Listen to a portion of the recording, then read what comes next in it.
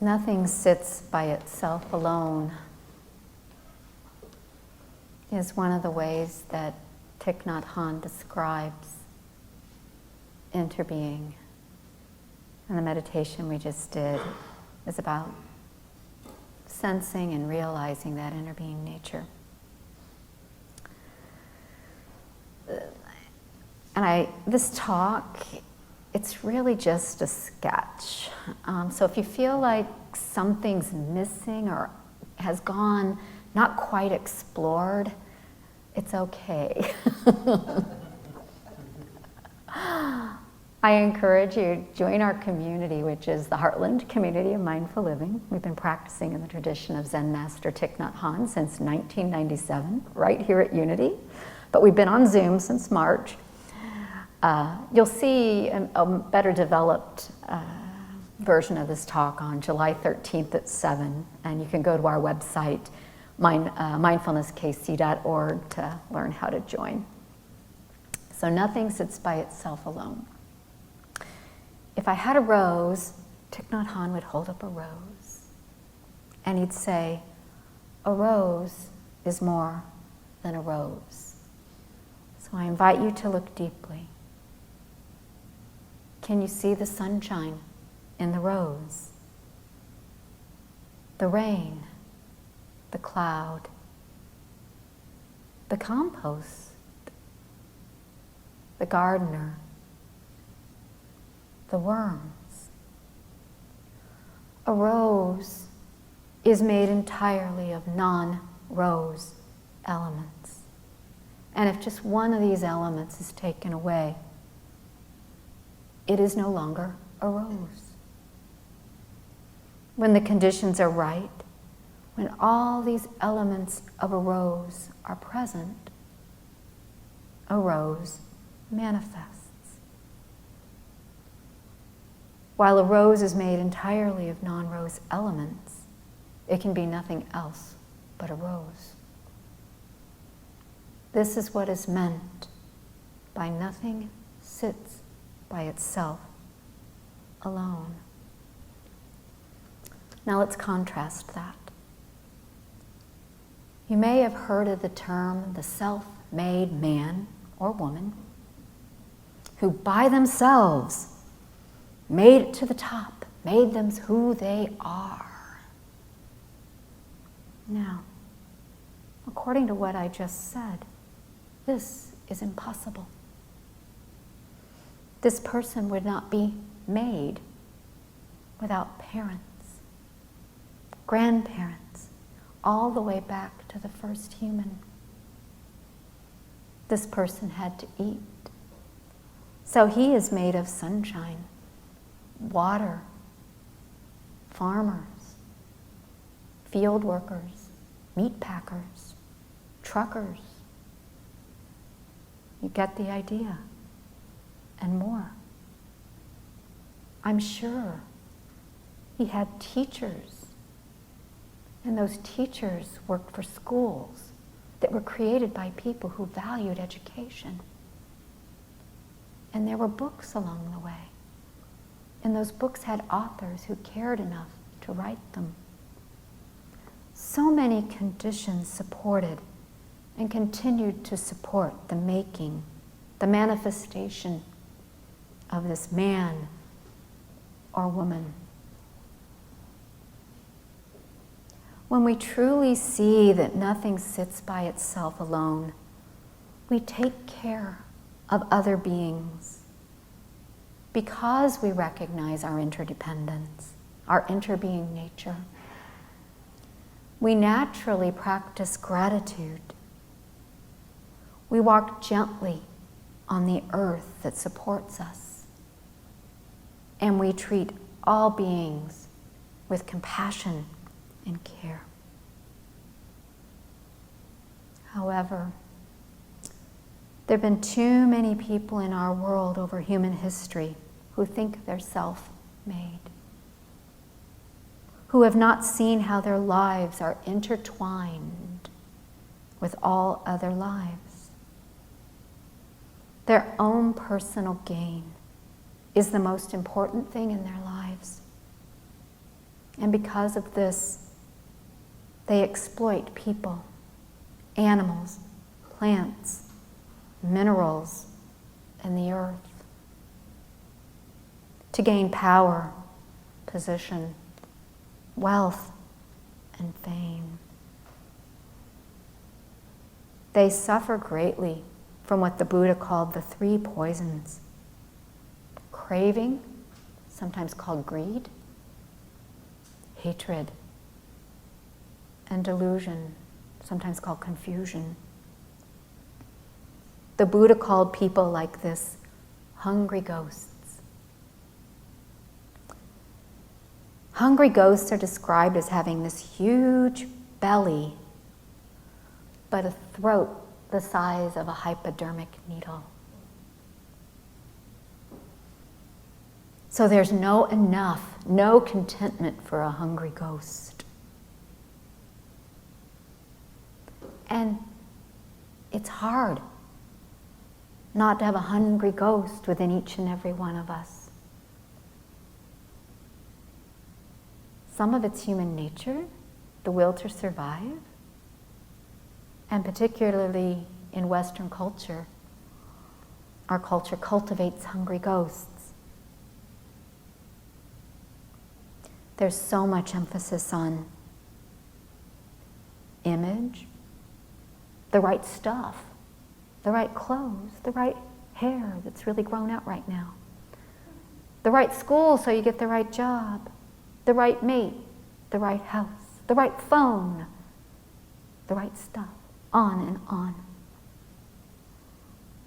It takes great intention and practice to recognize and avoid the causes and conditions that water the seeds of a hungry ghost within us. It takes a community to hold this intention. And that's how we tame our inner hungry ghost. Many hungry ghosts over human history have exploited the earth. They have exploited and enslaved people, animals, plants, and minerals. They have cut down the forests to profit from the timber, to raise cotton and meat, and to profit from the minerals beneath the ground. But the forest, along with our oceans, are the equivalent of the lungs of the earth. And right now, there isn't enough forest left to transform all the carbon we're making from all this hungry ghost activity back into oxygen. Literally, the earth cannot breathe.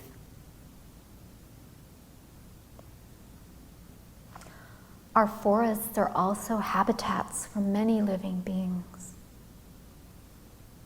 And when we cut down the forest, we take away their habitat, and we get so close to them. And then we catch diseases that once only affected animals. The coronavirus is one of them. So is HIV. So is Ebola. And when a person gets coronavirus, they can't breathe.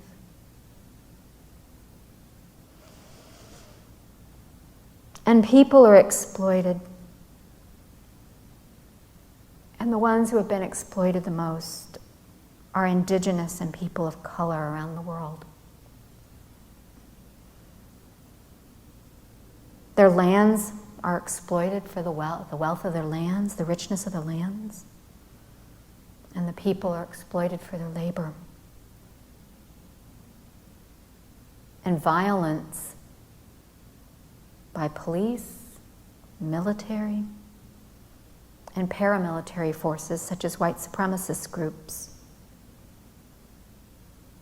And another form of violence in the way our society is structured structured to see that certain people are less human than others. This violence is used to prevent the full participation of these exploited people in our society. The knee of the hungry ghost is on their necks. They can't breathe. So now, when it seems so hard to breathe, we must remember the way of transformation and healing taught by the Buddha. Breathe, my dear, says Thich Nhat Hanh. Breathe, my dear.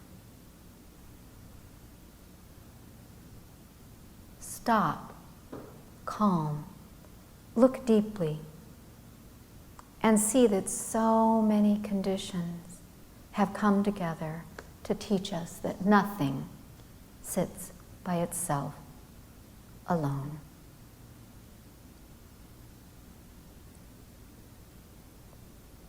When we take care of others, we take care of ourselves.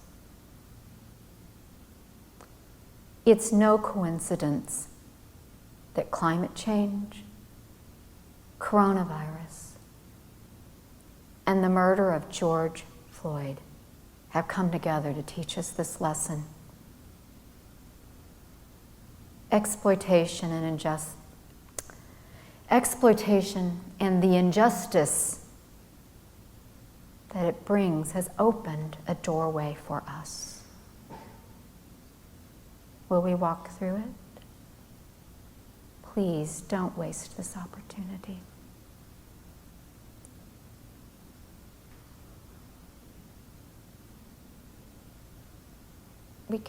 Dr. Martin Luther King described nothing sits by itself alone in another way in his letter from a Birmingham jail. He says, "Injustice anywhere is a threat to justice everywhere." We are caught in an inescapable network of mutuality, tied in a single garment of destiny. Whatever affects one directly affects all indirectly.